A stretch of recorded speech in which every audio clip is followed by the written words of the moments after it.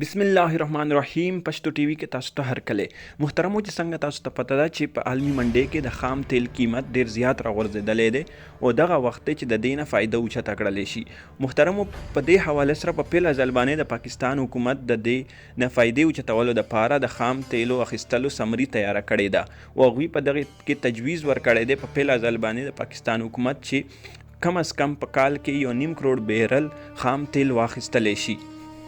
دې حواله سره حکومت د 2 کالو د خام تیل اخیستلو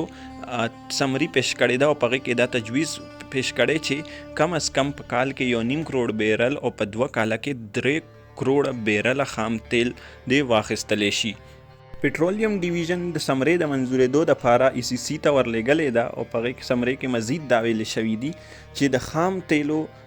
د معاهدې کولو سره د ملک زر مبادله بچ کېدی شي او ملک معاشي حالات بهتر کېدی شي.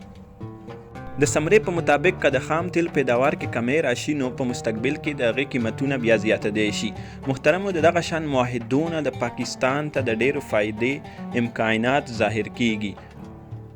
او دغه شان مزید دلچسپ ویډیوز د لپاره تاسو زمونږ پښتو ټي وي چینل سبسکرایب کړئ، ویډیو لایک کړئ.